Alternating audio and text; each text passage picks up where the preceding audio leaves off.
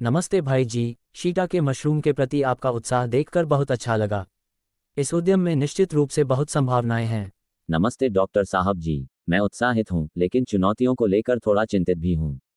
क्या हम संभावित समाधानों के साथ साथ संभावनाओं और बाधाओं दोनों पर विचार कर सकते हैं? बिल्कुल भाई जी, आइए संभावनाओं से शुरू करते हैं। शीटा के मशरूम न केवल अपने अनूठे स्वाद के लिए बल्कि अपने स्वास्थ्य लाभों के लिए भी मूल्यवान हैं, जैसे कि विटामिन, खनिज और एंटीऑक्सीडेंट से भरपूर होना। ये स्वास्थ्य के प्रति जागरूक उपभोक्ताओं के लिए आकर्षक बनाता है। यह आशाजनक लगता है डॉक्टर साहब जी। क्या भारत में शीटा के मशरूम उगाने के कोई विशेष लाभ हैं? हाँ भाई जी, कई लाभ हैं। सबसे पहले, लकड़ी के लट्ठे, चूरा और कृषि अवशेषों जैसे विविध सबस्ट्रेट की उपलब्धता खेती के लिए एक लागत प्रभावी माध्यम प्रदान करती है। दूसरा, स्वादिष्ट और स्वास्थ्य उन्मुख खाद्य पदार्थों की बढ़ती उपभोक्ता मांग एक बढ़ता हुआ बाजार बनाती है। साथ ही कुछ अन्य फसलों की तुलना में शीटा के मशरूम का बाजार मूल्य अपेक्षाकृत अधिक है। बढ़िया डॉक्टर साहब जी। लेकिन मुझे लगता है कि इसमें चुनौतियाँ भी हैं। मुख्य चुनौतियाँ क्या हैं? निश्चित रूप से भाई जी, चुनौतियां हैं। जलवायु नियंत्रण, शीटा के मशरूम को इष्टतम विकास के लिए विशिष्ट तापमान और आर्द्रता की स्थिति की आवश्यकता होती है।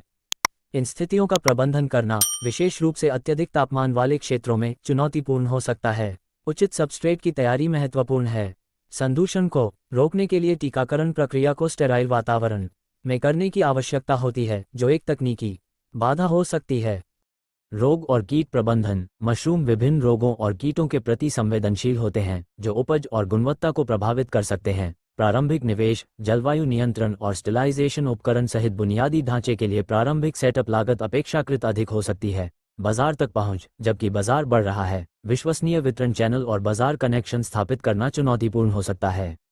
ये महत्वपूर्ण चुनौतियाँ हैं। आप क्या समाधान सुझाते हैं?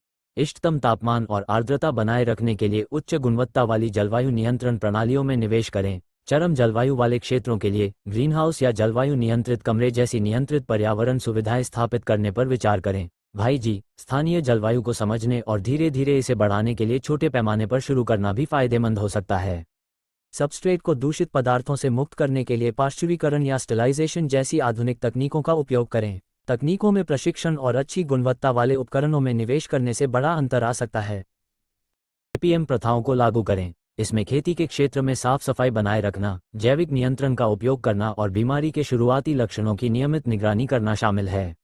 बड़े निवेश करने से पहले परीक्षण करने के लिए पायलट प्रोजेक्ट से शुरुआत करने पर विचार करें।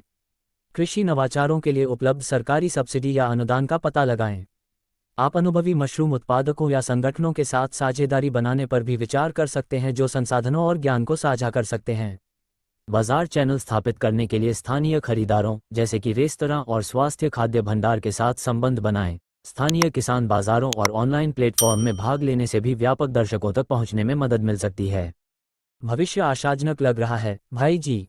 जैविक और स्वास्थ्य के प्रति जागरूक खाने की प्रवृत्ति बढ़ रही है, जो शीटा के जैसे स्वादिष्ट मशरूम के लिए अच्छा संकेत है। खेती की तकनीक में प्रगति और मशरूम के लाभों के बारे में बढ़ती जागरूकता से मांग में और वृद्धि होने की संभावना है। इसके अतिरिक्त कृषि नवाचार और टिकाऊ खेती के तरीकों के लिए सरकार का समर्थन बढ़ रहा है। यह उत्साहजनक है डॉक्टर साहब जी। क्या आपको इस क्षेत्र में कोई उभरता हुआ रुझान या अवसर दिखाई देता है? निश्चित रूप से भाई जी, कुछ उभरते रुझानों में शामिल हैं। टिकाऊ खेती, टिकाऊ और पर्यावरण के अनुकूल खेती के तरीकों पर ध्यान केंद्रित किया जा रहा है। कृषि अपशिष्ट का उपयोग करके शीटा के मशरूम की खेती की जा सकती है, जो इन रुझानों के साथ अच्छी तरह से मेल खाता है। शहरी खेती के बढ़ने के साथ शहरों में ऊर्ध्वाधर खेती या कंटेनर सिस्टम का उपयोग करके शीटाके की खेती अधिक व्यवहार्य होती जा रही है। मशरूम को सूखे मशरूम, मशरूम पाउडर या सप्लीमेंट जैसे उत्पादों में संसाधित करने से मूल्य संवर्धन हो सकता है और राजस्व के नए स्रोत खुल सकते हैं। अधिक कुशल खेती तकनीकों और रोग प्रतिरोधी किस्मों पर चल रहे शोध से उत्पादकता में और वृद्धि हो सकती है और लागत में कमी आ सकती है। ये जानकारी अविश्वसनीय रूप से मूल्यवान है। मैं अब चुनौतियों से निपटने और अवसरों का लाभ उठाने के लिए अधिक तैयार महसूस करता हूँ। मुझे ये सुनकर खुशी हुई भाई जी।